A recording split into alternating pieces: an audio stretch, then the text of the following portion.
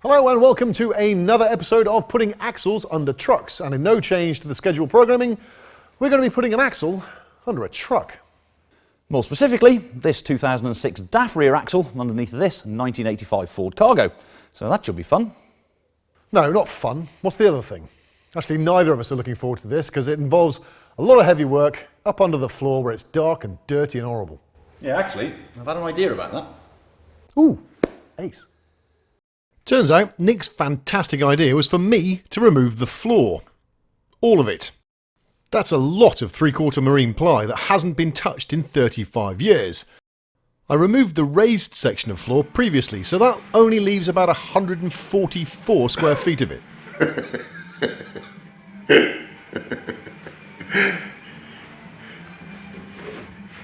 We don't want the interior steps and doormat relief, as that's all just taking up floor space. And there's loads of holes in it for gas and electric feeds as well as waste and heating pipes, so this bit was coming up anyway. The flooring looks to be laid in 4-foot sections, so let's just take one bit at a time. The floor is fixed to the crossbeams by a load of countersunk machine screws, and the bottom of them are open to the elements, so there wasn't a hope in hell of them coming out in the conventional manner, no matter what size impact driver we used. So I've put a 19mm hole saw in the drill and I'm cutting round each of the bolts all the way down to the beam.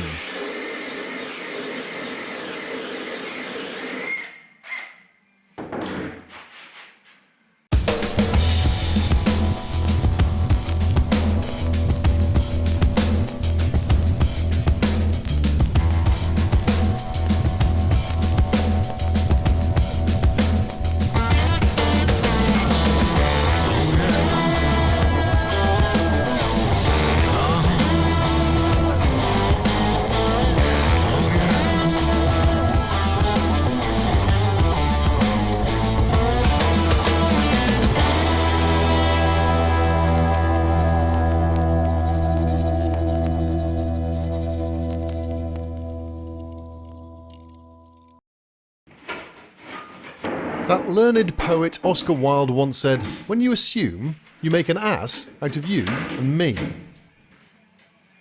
It doesn't look like this one wants to come out in two pieces. It looks like this seam here goes to there. Hardly a seam at all. There's no way this is all one piece. Surely. Well, it might be. But of course, we have saws. We do have saws. But I mean, this is... It's all one piece. Pardon? It must have been a join in the carpet, and that's just a shit line. I think it is. I think that whole piece comes out in one. But does that mean that that's the same here?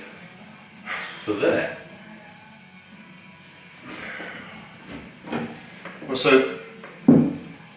Well, that looks like three pieces, but this looked like two. Yes.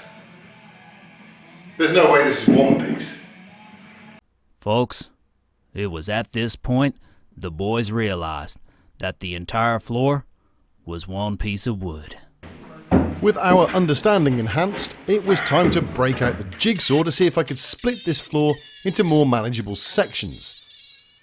I think it was suffering from lack of use syndrome and kept cutting out, so I'll break out the larger of our two circular saws for the rest of the cuts.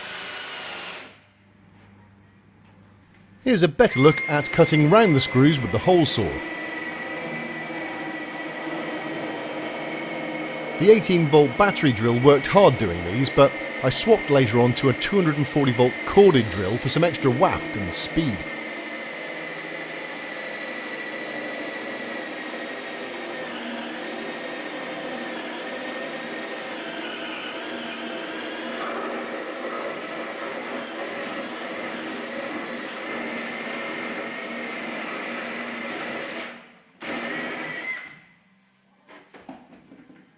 With all the screws drilled round, it was time to lift the floor up and out.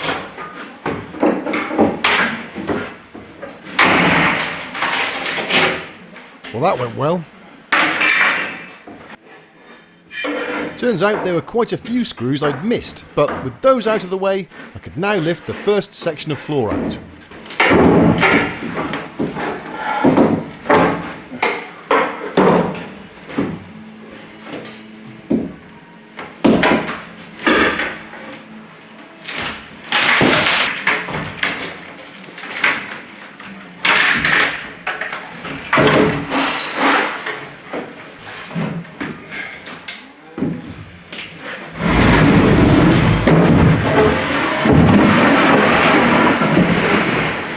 Right, let's see if I can get the rest of this floor up.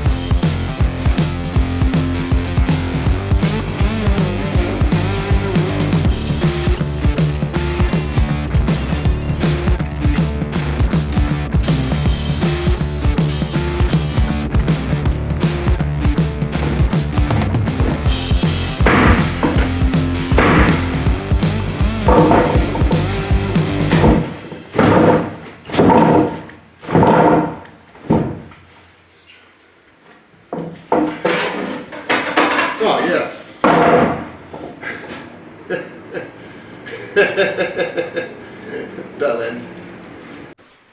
Let's try that again without the screw I missed.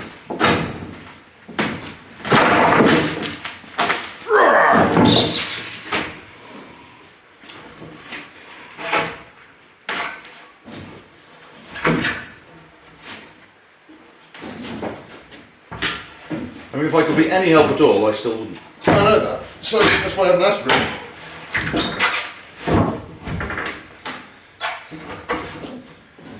It's all little nubbins. Okay.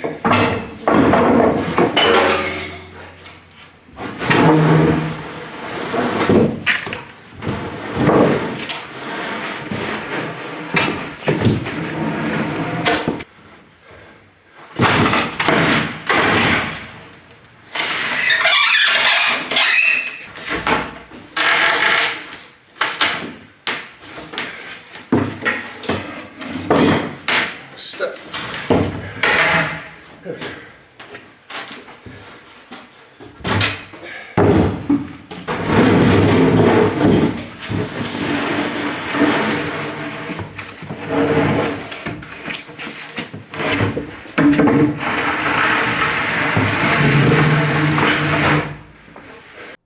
Each one of those sections weighed about 50 kilos, so we reckon there was the thick end of 1/4 of a ton in the wooden floor alone.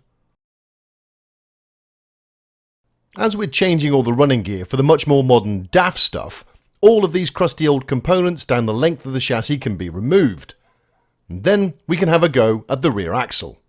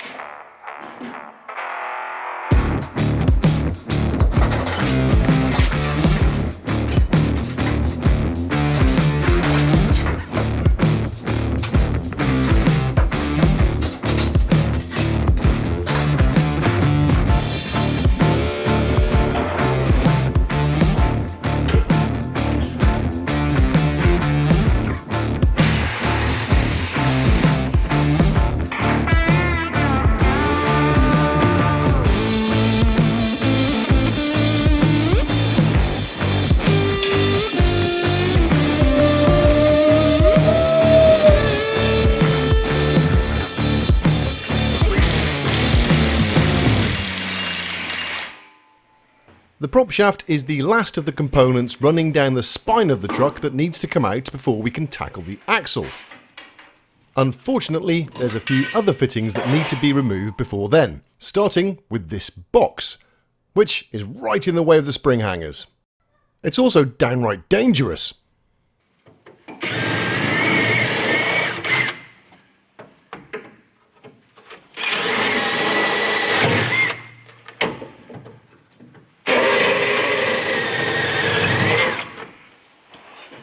It's actually quite heavy, so we're being careful and letting it down slowly on the trolley jack.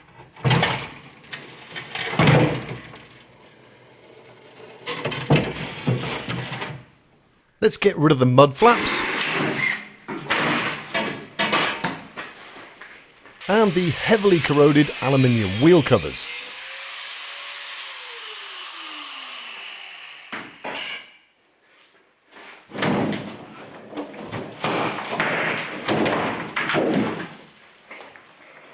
And finally, the rear mud flaps. All this talk of crusty nuts and filthy flaps has surely got Nick reminiscing about that one time he visited Amsterdam. There's an excellent bus museum there, apparently. That's better. The dog can really see the rabbit now. And here's the pile of extraneous crap from under the lorry. Our scrap pile is beginning to get out of hand. Well, not for the first time. That was an awful lot of work to get to the point we can start the job we wanted to do in the first place, which is drop this axle out. So we'll do that next.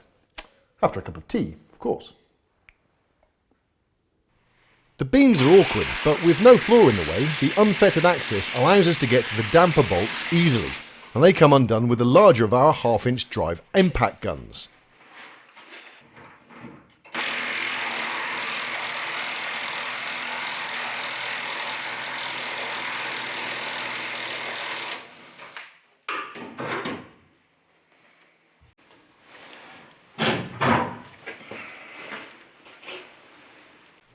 The rear anti-roll bar gets the hammer action next. In more ways than one.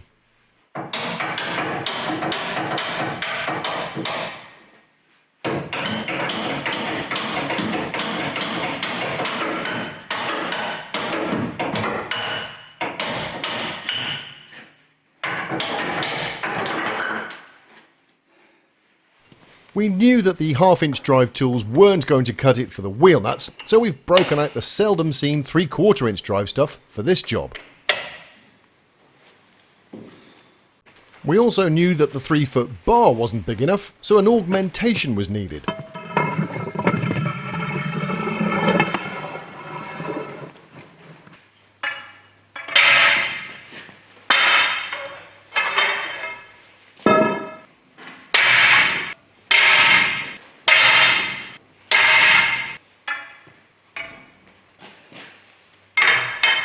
And just like on the front axle, the nuts on the left side of the truck are left-hand thread, because reasons. Bring out the jack.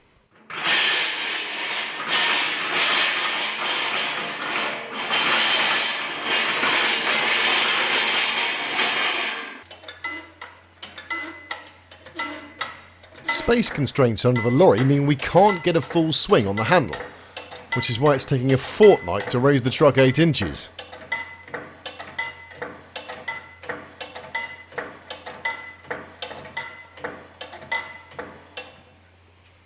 What goes up must come down.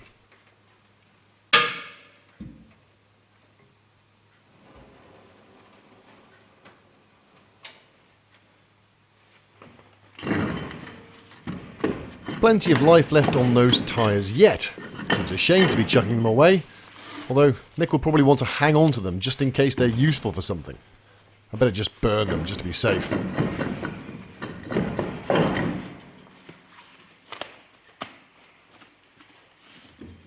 Liberal amounts of copper grease, thanks very much.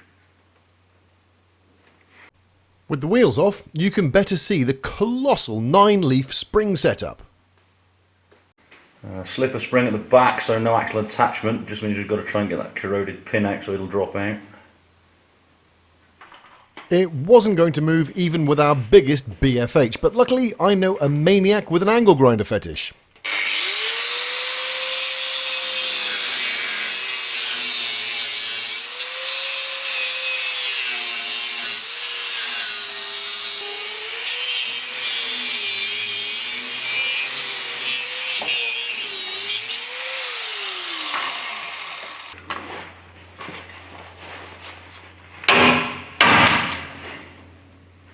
Well, that was easy. Let's do the same on the other side. Just 2 more bolts to go before we can get the old axle out.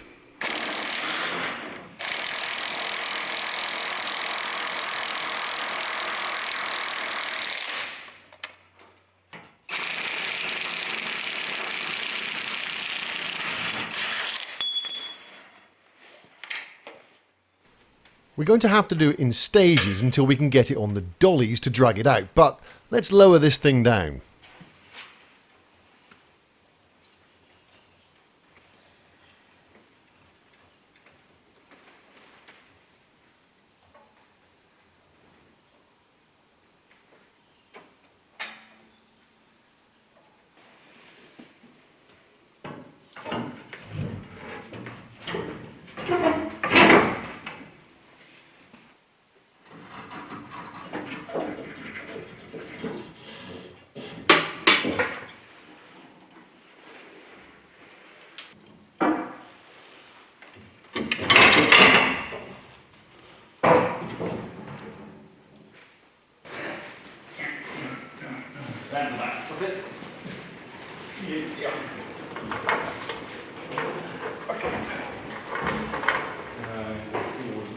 Right. Yeah. Okay. Yep. Yep. Whoa. Okay. Yep.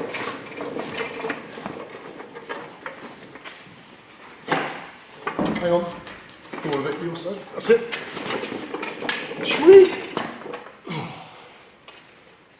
Cool. It's quite the lump, but before we can get on with the job of fitting the DAF axle, we've got to get rid of all the bracketry associated with the old Ford one. Most of this is cast steel, and unlike the DAF, it's all fixed to the chassis by rivets, which is a colossal pain in the backside, but it does mean our resident grinder guru gets some more quality alone time with his tool. After grinding the heads down flush, the rivets are drilled out about halfway with an 11.5mm drill bit. That's about 29/64 of an inch. Once you've done all that, the fun stuff happens. Let's get hammered.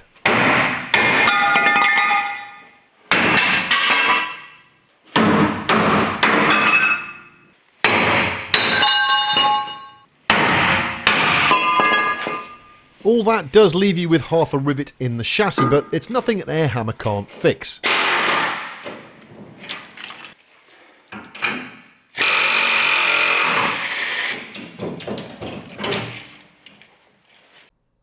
So with all the brackets out of the way and the rivets disposed of, the truck is ready to accept its new axle.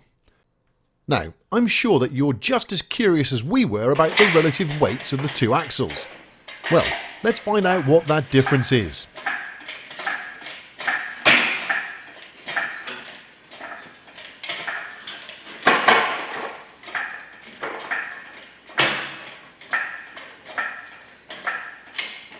You got it.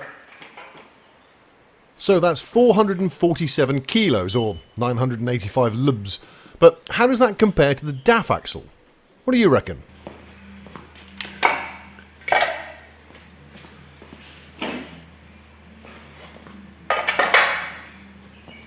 So that's a saving of about 20 kilos, but it's a little more than that, as the handbrake mech and dampers weren't included on the Ford axle, so it's closer to 50 kilos lighter overall. We'll take that. Just like on the front axle, we're using the centre line of the bump stop, which should equate to the centre line of the axle near enough, to take our fore and aft spring hanger positions from.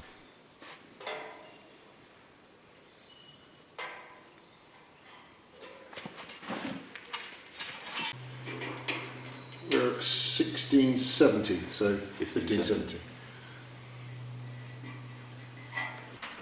We're replacing the old Ford crossmember with the DAF one, and it's going to need some porter power action to prise apart the chassis rails and get it out, and get the new one in.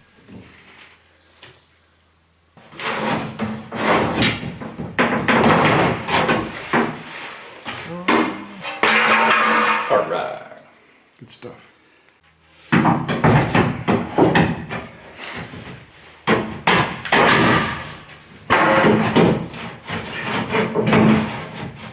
somewhere about there, I reckon.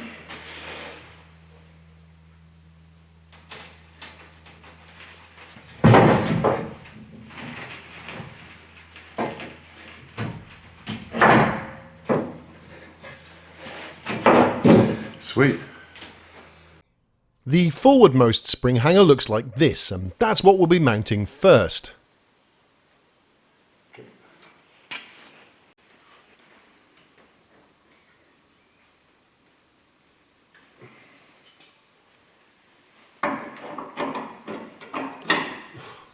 I know what you're thinking. It's just a truck. It doesn't need all the accuracy of a 4mm wide gold Sharpie.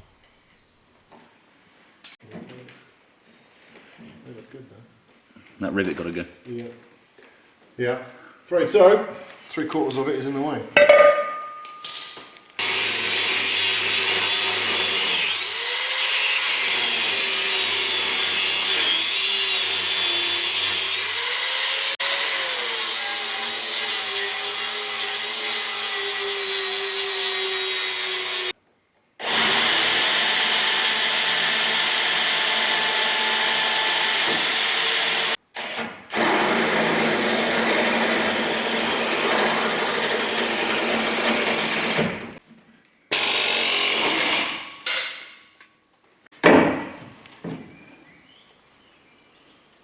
Drill it, drill it, drill it, drill it.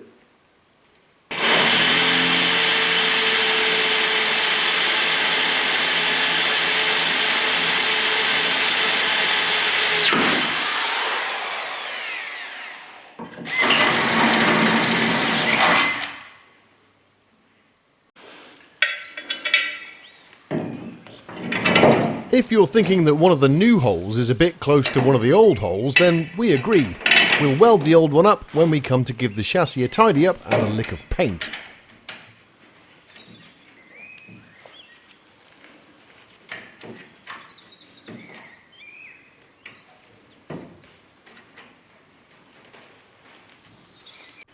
To mark the position of the remaining 4 fixings, I'm just going to use one of our transfer collars to mark the centre, take the bracket off and drill through just like the first 2.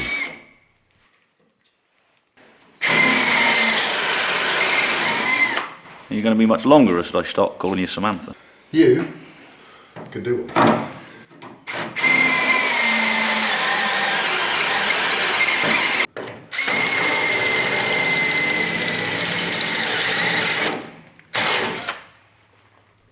The large hole seen in the middle here on the DAF chassis rail is access to the back of the large bolt that holds the spring to the bracket, so you can tighten it. That means a week with the hole saw doing the same to the Ford chassis. Hang on. Oh, God. That's right, a captive nut. That means I don't have to drill a sodding great hole through 2 layers of steel with the hole saw. We've done exactly the same on t'other side, and now it's time to see if the whole thing will bolt together.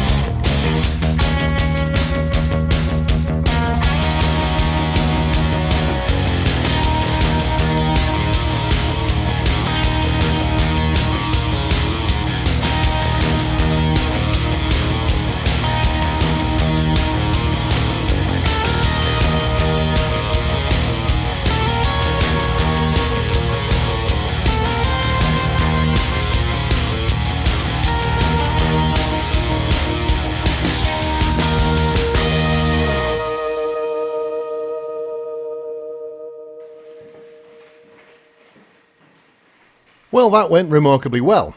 Time to turn our attention to the rear brackets, which are not quite as straightforward due to the fact that the Ford chassis rails waist up back here, meaning we can't use the DAF crossmember as it won't fit in the channel where it needs to go. We're not so lucky that the holes in the Ford's bracket line up close enough to the holes in the DAF's bracket, so we're going to weld them all up and re-drill them to match the Ford pattern. That way we can retain the old crossmember. Nick's filling the holes using TIG welding here because MIG weld tends to be much harder once it's cooled and we need to drill through it. The belt sander gets the face nice and flat before the pillar drill is pressed into action for the new 13mm holes.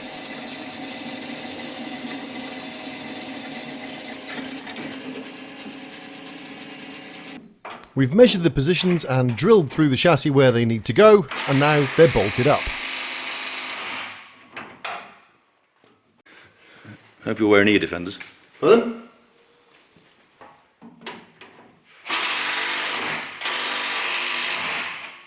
Now we can attempt to get the axle bolted in. Yeah, we're going to bring it back. Yep. As close as we can to that. Okay. So that finishes, I think.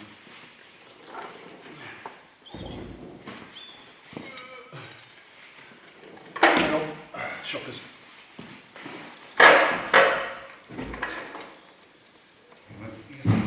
Mind your head.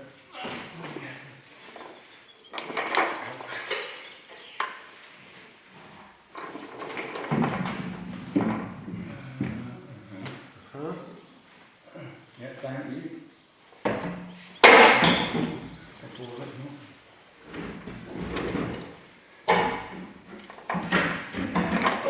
You right?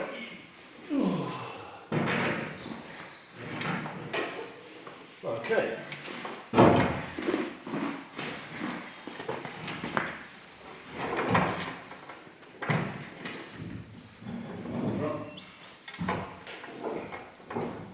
See if we can get the back of these. Oh. I can see a tiny bit of hole. Right, it's too far back. Can't quite get that in. Can you thrash it from Maybe? the back of the spring? Probably chiseling.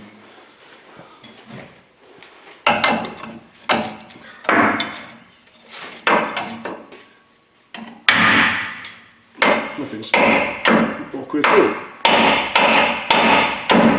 Not really. I did mean the chisel end of the hammerhead. But I can't get that in. I can't get it in. Not far off. Screwdriver? Get started. Oh. Oh, hell yeah. Oh, come in up a bit. Oh!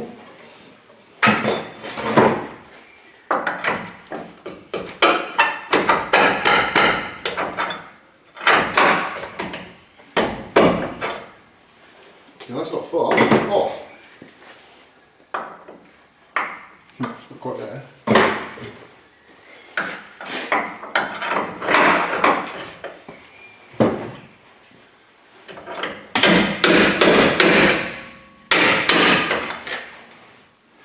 Gosh.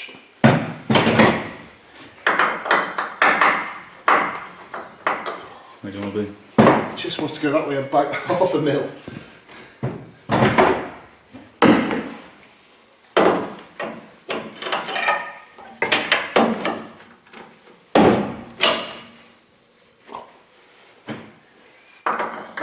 Up a smooth. Look at that.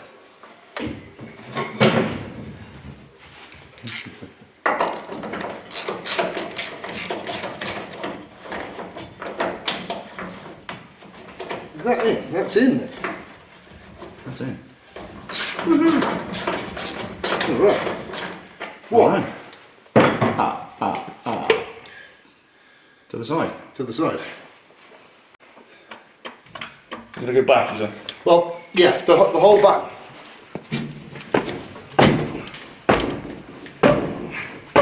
going to have to go back before it's... Yeah, you have to keep going. Can you lever it down while I kick it back? Yes. It's caught in the...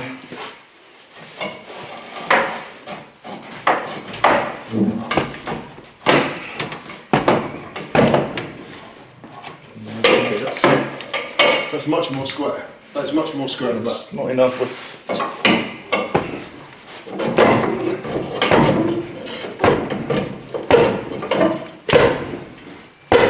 Okay, try and go up with that, because she's going to come at an angle. Whoa! Oh, fuck me, that's tight. That's not far off. It's, you get your shit together now, Tim.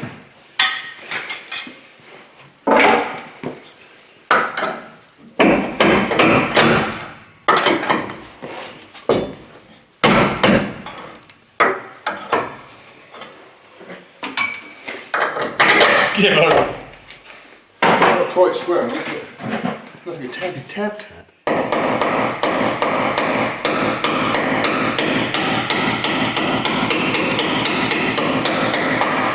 We didn't want any threads on that bolt anyway. You don't need it. It's not where we're going.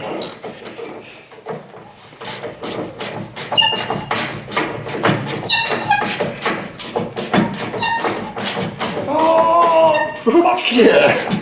That's going in. I get this camera from between my legs and this bloody jack off your chest. No, I'm not jacking off your chest. Ta-da!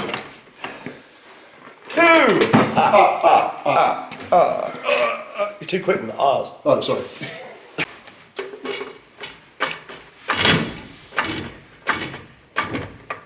I'm probably going to get trapped. Maybe. You know No, anything? that's about right. Yeah? Yeah. Well, let the pressure off. Yeah. Yeah, you're going to have to get your lever bar in there now and just tweak it and hit the shackle forwards.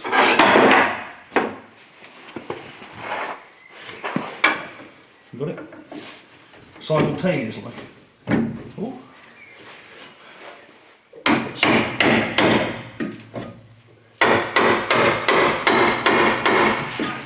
Got it going. It's bouncing on the book.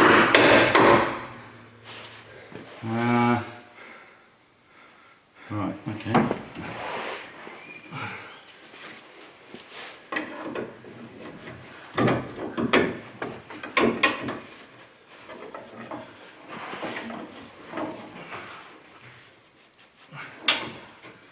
You hit.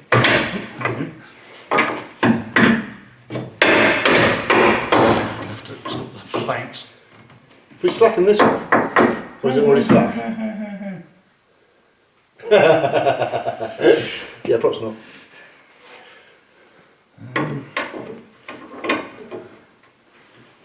You can get your heel bar. If I push that, can you get your heel bar in? Where do you want him? Well, where do you think? In here. Couldn't come down quite. Yeah, now we can. All right. Right, what if we leave that in there? We'll do the other side. Oh no, we don't need bloody heel bar to do it. Well, what's the chances I can get a bolt in? Because it doesn't matter which side the bolt goes in. If I can knock the bolt in that way, while extracting this, then the nut goes on this side. Makes no odds, does it? What if I pick the other side of the axle up with the other trolley jack That might work. to stop it? Coming back down again and keeping it square. No, squat. Who's losing what? I'm going for 2 fingers. Yeah, I'll go with 2. Woo. Right, so Michael, where's the pressure? There. Is that off now? No, not quite. Oh, there it is. There's the pressure.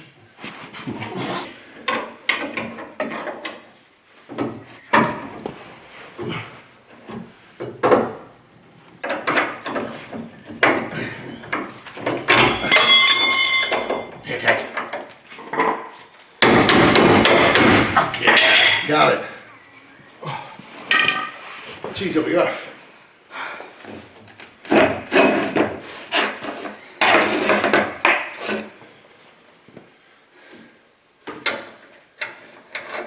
Oh yeah. Okay. That'll go. Other side. To the side. This one.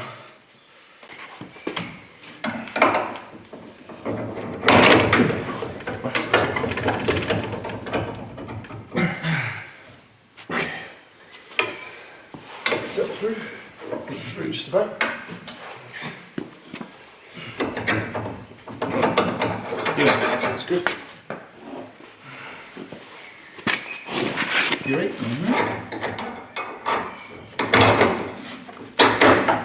No way. You ready? Oh. You alive? Yeah. We got it through.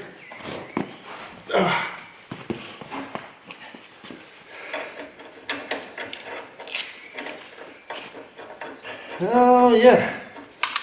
That's good. With the new axle bolted on, we can now jack up the truck and fit the wheels.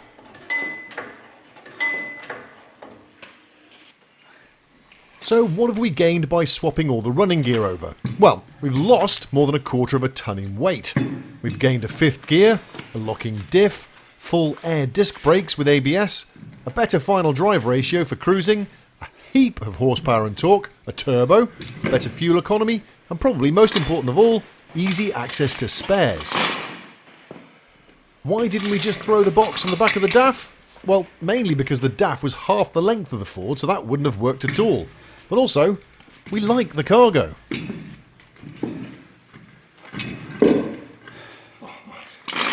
Nuts. Nuts.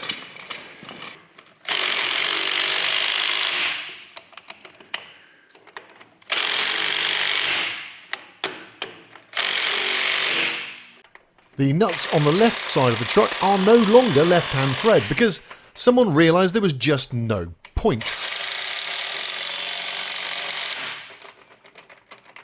Remove the support!